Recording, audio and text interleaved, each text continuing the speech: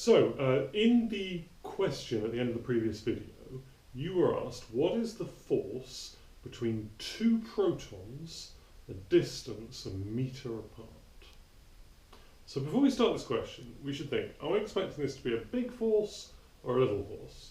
And protons don't have much charge on them, and a meter's quite a long way when we're dealing with subatomic particles, so we're probably expecting quite a small number. Let's see how it works out. So our equation is just going to be F equals 1 over 4 pi epsilon 0 Q1 Q2 over R squared. I'm just going to leave this as constant. You can look up the results on your formula book, or if you've lost your formula book, you can always Google epsilon naught.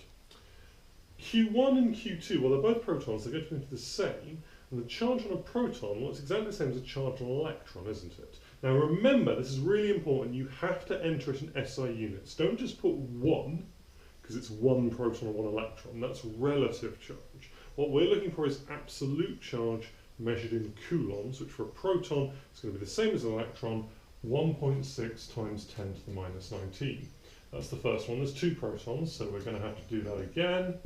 10 to the minus 19. And that's all going to be divided by the distance, which said was 1 meter, SI units. That's just 1 squared, which is 1. You whack all that in, and you're going to get 2.3 times 10 to the minus 40. What's the unit going to be? Well, it's force, so that's going to be newtons. Tiny number, as we expected. So if you work that out all fine, you should have no problem with the other questions. Now before we go, there's one more thing that I quickly want to show you, and that is how particles move when they're introduced to uniform electric fields. So what do you mean by a uniform field? Well, that's similar to a gravitational field close to Earth. All the field lines going the same way, no real change between them. That's not like the field lines around a particle, it's a uniform field lines. So what we might have, and this is kind of our most standard setup for uniform lines, is if we put a battery between 2 plates like this, then what it's going to do is it's going to take electrons off one plate and stick them onto the other plate.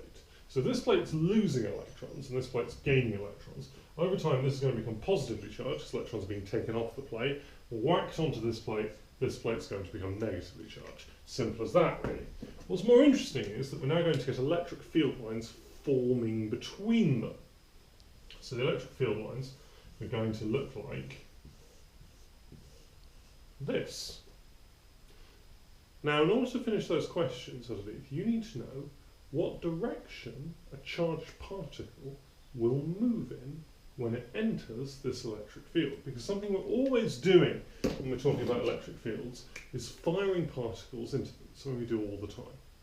Well, the first question we have to ask ourselves is, what does the direction of the lines tell us? The direction line for gravity told us the force on a test mass. So this must be the force on a test charge. Easy enough. But there are 2 different types of charges. There are positive charges and there are negative charges. So which direction are these field lines going? Well, they're going away from the positive and towards the negative. What sort of charge would do that? Well, it would be a positive charge, wouldn't it? It would be repelled by the positive, attracted to the negative.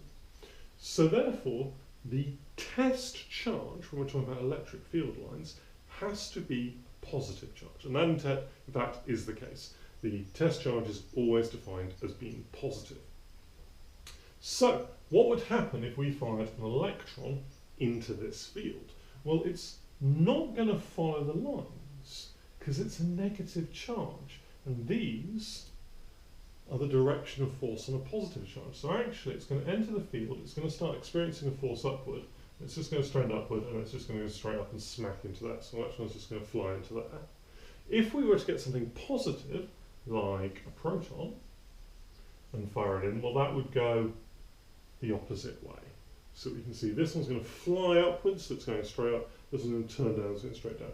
Does this make sense just from a sanity check point of view? Well, yeah, it does, because we've taken electrons off this plate, so it wants more electrons, and we've given this place, so it's got excess negative charge, so it's going to want positive charge. So it works from that point of view. The field lines make sense, because remember now, that's the direction of force on a test positive charge.